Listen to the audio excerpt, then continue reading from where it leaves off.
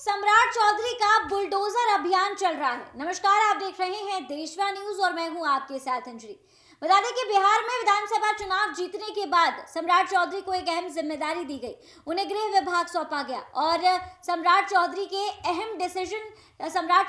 अहम डिसीजन लिया, जिसके बाद से कोर्ट ने भी ये फरमान जारी किया और बुलडोजर अभियान जो है वो शुरू हुआ। बता दें कि बिहार के तमाम जिलों में बुलडोजर अभियान चलाया जा रहा है। बुलडोजर अभियान के तहत सरकारी जमीनों पर जिस तरीके से अवैध तरीके से कब्जा करके लोगों ने अपने घर और अपनी दुकानें बनाई हैं, उसे हटाया जा रहा है, जमीन को साफ किया जा रहा है, क्योंकि आए दिन ऐसा देखा जाता है कि सड़कों पर ठेले वाले और दुकानों की वजह से आवाजाही में काफी ज्यादा समस्याओं का सामना करना पड़ता है। और इसी तरीके से सम्राट चौधरी ने बड़ा एक्शन लेते हुए बुलडोजर अभियान शुरू किया, जिसके कुछ लोग फेवर में हैं तो कुछ लोग कहते हैं कि गरीब लोगों को परेशान किया जा रहा है। तस्वीरों के माध्यम से हम आपको दिखाना चाहेंगे कि बिहार में किस तरीके से बुलडोजर अभियान कायम है। बिहार की सियासत में इन दिनों एक ही शब्द गूंज रहा है, वो है बुलडोजर।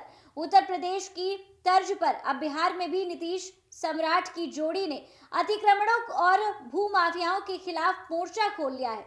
दिसंबर 2025 को कड़कड़ाती ठंड में बिहार के अलग अलग जिलों से आ रही बुलडोजर की आवाज ने खलबली मचा दी। लेकिन सवाल अब ये है कि क्या ये कार्रवाई सिर्फ माफियाओं पर ही हो रही है या फिर जद में आम आदमी पर भी की जा रही है।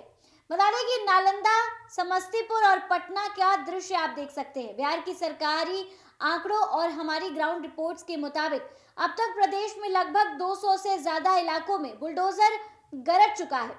समस्तीपुर में प्रशासन ने बड़ा एक्शन लेते हुए करीबन 280 परिवारों के आशियाने उजाड़ दिए हैं। वहीं नालंदा में तो हद ही हो गई, जहां पर प्रधानमंत्री आवास योजना के तहत बने पक्के मकान पर पीला पंजा चला चुके हैं। राजधानी पटना के जेपी गंगा पथ से लेकर छपरा तक और मोतिहारी तक सड़कों को अतिक्रमण मुक्त कराने का अभियान युद्ध शुरू हो चुका है, जारी हो चुका है।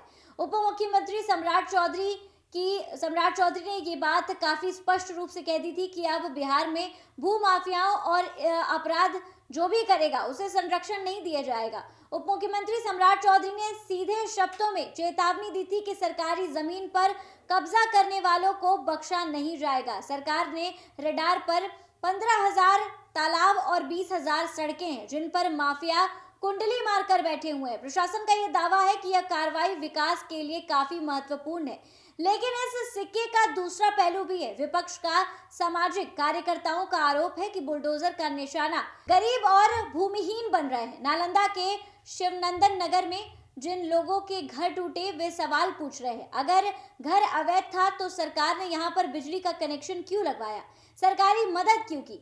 तमाम सवाल जो है वो लोगों के मन में। बिहार में बुलडोजर की ये रफ्तार रुकने वाली नहीं है। शेखपुरा समेत कई अन्य जिलों में नोटिस छपा जा चुका है। प्रशासन इसे न्याय बता रही है तो वहीं दूसरी तरफ लोग इसे अन्याय बता रहे हैं। अब देखना होगा कि 2025 के इस अंत तक बिहार की ये बुलडोजर पॉलिटिक्स आने वाले चुनाव में कितनी सही साबित होती है। बता दें कि बिहार के तमाम जिलों में बुलडोजर अभियान चलाया जा रहा है। इस अभियान का दो पहलू है, एक पहलू जो सरकार कह रही है, दूसरा पहलू गरीब लोग कह रहे हैं। गरीब लोग ये बात कह रहे हैं कि बिहार सरकार जो है जानबूझकर जिन लोगों के पास जमीन नहीं है, जो लोग गरीब हैं, उन्हें ही टारगेट कर रही है। आखिर उन लोगों के मकाने, उन लोगों के मॉल क्यों नहीं तोड़े जा रहे हैं जो लोग इनका कनेक्शन किसी बड़े अधिकारी के साथ है, जो लोग खुद बड़े हैं, जो कि बाहुबली हैं। आखिर गरीब लोगों को ही क्यों परेशान किया जा रहा है। अब देखना ये काफी दिलचस्प होगा कि आने वाले बिहार के विधानसभा चुनाव में क्या बुलडोजर अभियान लोगों के लिए सही साबित होता है, सरकार के लिए सही साबित होता है या फिर नहीं। फिलहाल इस खबर में बस इतना ही। ऐसी तमाम खबरों के लिए हमारे साथ बने रहिए देशवा न्यूज पर।